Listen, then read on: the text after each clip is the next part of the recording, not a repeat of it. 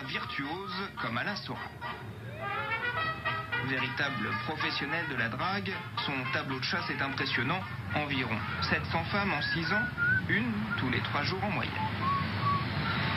Là, par exemple, on est sur le boulevard Saint-Michel, ce qui permet de s'échauffer en matant, par exemple, de l'étudiante et de la fille qui fait des commerces, tu vois, qui regarde des commerces.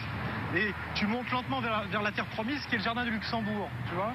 Et à cette période, le Luxembourg, c'est un endroit où beaucoup de jeunes filles lisent des livres dont elles n'ont pas grand-chose à foutre, seules sur des bancs, pour se faire bronzer, pour préparer les vacances. Et comme c'est, si tu veux, la saison des amours, espérer la rencontre, tu vois. Sans compter la touriste, l'étrangère, qui est venue à Paris, effectivement, ville de l'amour, qui est dans ce lieu propice à la rencontre, tu vois, parce qu'il y a des bancs partout. Alors, tu marches sur le boulevard, tu mates un peu, tu te chauffes, tu peux même adresser la parole comme ça à 2-3 filles, mais sans réellement avoir besoin de t'arrêter. Et quand tu arrives au Luxembourg, là, tu es prêt, ton échauffement est fini. Et là, il s'agit de mater, de repérer les filles seules qui lisent des livres, celles qui ont l'air de se faire chier, celles qui réellement révisent des examens, etc. Et puis, au bout d'un moment, tu peux avoir soit un livre toi-même ou pas de livre. C'est mieux d'avoir un bouquin pour faire semblant de lire aussi, pour jouer sur l'ironie de la relation livre contre livre. Et puis au bout d'un moment, tu t'assois et puis tu abordes franchement, quoi. Genre alors, on fait semblant de lire, on prépare les vacances, on bronze, etc. Le Luxembourg, à partir du printemps jusqu'en septembre, c'est le paradis, si tu veux, du dragueur, quoi. Où je vais.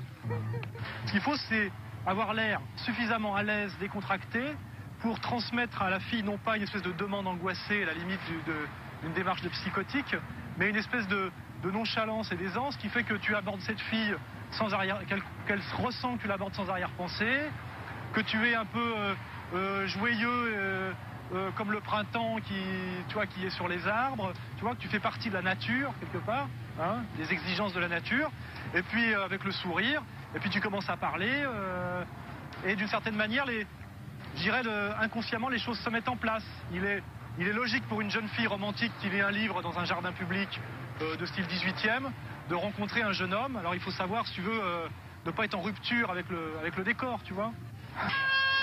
À 37 ans, Alain Soral ne pratique plus, trop vieux, dit-il. Préférant l'écriture au terrain, il est l'auteur d'une sociologie du dragueur. Quand vous voyez une belle femme dans la rue, vous êtes assis à une terrasse de café, vous dites elle est belle et vous imaginez que vous pourriez être son amant, etc. Et vous avez la souffrance de la voir s'éloigner et que le rêve ne devient pas réalité. Or, le dragueur, c'est celui qui, par sa pratique, par son courage, par sa capacité à agir, peut transformer comme un démiurge le rêve en réalité. C'est-à-dire qu'il voit la fille passer, il imagine qu'il pourrait être dedans, et puis 1 heure après, il est réellement dedans. Et là, il y a un sentiment, je dirais, au moment du passage à l'acte, qui est un double sentiment, mais qui est très très fort et qui valait le coup de le faire. C'est ce sentiment du passage à l'intimité, la femme qui se donne, ce qui est très émouvant, et en même temps ce sentiment d'être un démiurge, c'est-à-dire d'avoir, par je dirais son esprit, parce que c'est quand même un travail de l'esprit, transformer un rêve en réalité, réaliser un rêve.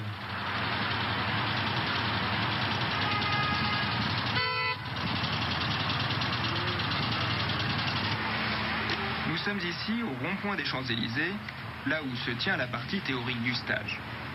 Alain Soral y joue le rôle d'intervenant faisant profiter les élèves de cette école particulière de son expérience.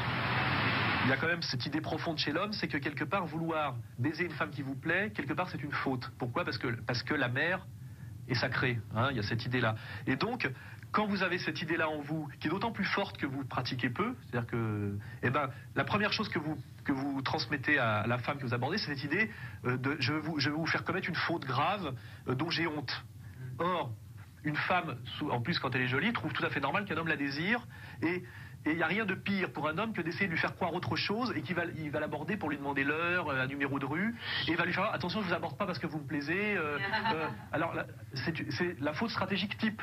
Mais si vous dites, vous êtes à la fois sacrée en tant que mère, mais vous êtes aussi une fille, c'est-à-dire une fille qui a envie qu'un homme, je dirais, la prenne au sens le plus vaste du terme, la communication peut passer. Bon, alors là, je vais vous emmener